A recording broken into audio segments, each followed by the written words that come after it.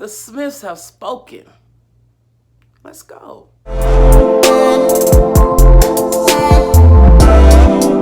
What up, my sippers and stoners? It's me, Anna DK, checking in once again. And before I get into it, let me go ahead and have you like, comment, subscribe. Go ahead and hit that notification bell so you know every time I come at you with another video. And let's get into, as Alexander Rogers would say, Jada's business. Okay, so Jada released her Red Table Talk today, and I definitely have a few notes. Let me grab them. Okay, so let me first start by saying that I'm proud of Jada and Will, okay? And I don't even comment and do videos on pop culture. I would normally stay out of that because it's not my shit. But Jada definitely said some things that made me want to do a video because she spoke to the type of thing that I like to speak to all the time. Personal accountability, personal responsibility, and acknowledge where you are, where you're going, where you've been, okay? So the first thing that I want to talk about is the fact that she took responsibility. She didn't get up here and place no blame on August Alsina. She didn't place blame on anybody, actually. The first thing she said was, hey, I did that. She talked about how her and Will were not in a good place in their marriage. Will was there as well. Will definitely agreed. Was like, you know, we were separated amicably, right? And she used the word entanglement, but she was like, I got into an entanglement with August, and it started out with me just wanting to help, right? Wanting to fix him. And that was a buzzword that stuck into my mind because sometimes we as women can tend to want to be fixers. We want to fix people, like we want a project. You understand what I mean? So when she said fix, that's what it made me think about. You know, I wanted to fix him, right? Another thing I thought was very interesting was there was no, she said she could understand how he said everything that he said. She was like, I can understand how he said Will gave him his blessing because, you know, we were separated. And I'm sure when they had that talk, that is kind of like what it came off like. You understand what I'm saying? So she absolved him of making it look like he a liar. You understand what I mean? She basically was like, I can understand why he says that, right?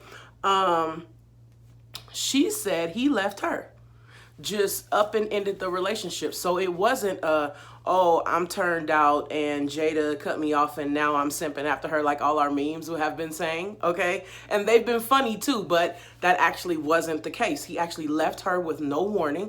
And she said she was like, you know, you got to let him have that. I understand. You understand what I'm saying? And so he left her. She says they haven't had any dialogue in years. So they both were wondering like, why now? What was the timing about? Because we haven't spoken to you in years.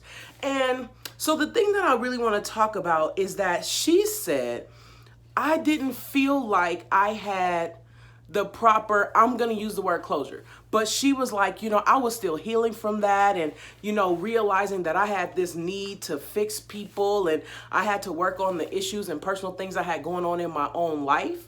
And she was like, I felt like it was just put out there before I had the opportunity to prepare myself. She was like, it's like I wasn't ready for that. Not that you can't be ready, but I had not reached a place of closure between you and I before you told the world. So it kind of made me feel like damn, like you didn't even come to me. First of all, you up and left me with no warning. You ghosted me, my nigga, right? And it's been, you know, however many years. And instead of coming to me, you go to the media? Like, that's just effed up. Come on, man. So I feel like that was on some, like, you broke my heart. And then instead of coming to me to fix it, like, you went to the media. Like, that's just some fuck shit. You understand what I'm saying? And I feel like she was hurting from a place of, like, that hurt my feelings, bro. You know what I mean? I'd be hurt too. She said she felt rushed in her process of healing. I can understand that as well. Will says something that was so crazy good. He said to be able to make mistakes without the fear of losing your family is great. they had gotten to a place in their marriage. They decided to get back together. They said, listen, we did all the things, we messed with all the people, but we just realized that we're better for each other. We're going to be together. We're going to work it out. Right? So now they have a freedom and a flexibility in their relationship. So he's like, I'm not afraid to make mistakes. You know I'm not going to lose my family for being human. And I thought that that was so amazing that he said that. I thought that was so real. You know what I mean? Like, oftentimes we as people don't give other people a safe space to be human. It's not necessarily a man-woman thing. It's a people thing. You understand what I mean? But when he said it, I was like, yeah, like that makes sense. Like, I fuck with that line of thinking. You understand what I'm saying? Did I believe it? Yes, I believed it, because at the end of the day, they are at the place where they are right now in 2020, right? But this thing ended 3 or 4 years ago. So that's not even what their current life is today. So they're talking about their past in the present, but it's not the present for them. So now they're making jokes, and they're making jokes about where they were as a couple. Will is like, yo, I was about to never speak to you again. Like, yo, like, and then she also mentioned how Will told her very on in the relationship that he would love her through anything. And I thought that that was key. And it also, the way the conversation went, it makes it seem as if Jada maybe have fucked up a little more than Will. And Jada maybe has been given a little more grace in the relationship even than Will has. And I feel like they're laughing at the people who think that they broke a story. And I'm for that shit. You know what I mean? Like, I'm not for always being in other people's business like that. And even before, my feeling was like, yo, I want to hear what Jada has to say. I'm not about to just jump on everybody's bandwagon. I do feel like she carried a lot of the responsibility because of where he was in his life. She cleared that up. She was like, yo, it started out because he was in a tough place. We got him the resources. They make it seem like she didn't start fucking with him until after he had, gotten better with his mental health. But then again, that's none of our business either. The only reason why I'm even doing this reaction video, or whatever you call it, is because I like how she stepped up as a woman and took responsibility and didn't look to blame anyone else. I like how Will, as a husband, was supportive to her, and how he didn't go in making it seem like, she's like just this big fuck up or something like that. He was supportive to her situation.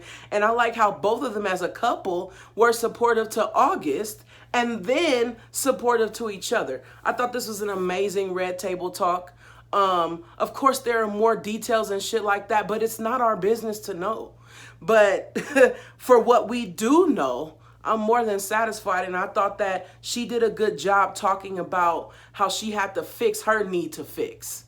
How she had to fix her need to always want to have a project and control and all of these other things. You understand what I'm saying? So I just thought this went well, and I thought that it was good enough to upload a video about it. You understand what I mean?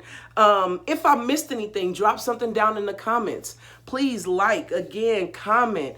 Go ahead and share this video if you care. Subscribe to my channel. Hit that notification bell. Ding. And you'll know every time I drop another video. And until next time, I'm Yana DK. You never know what's going to be in this morning's cup. I love y'all. I swear I do.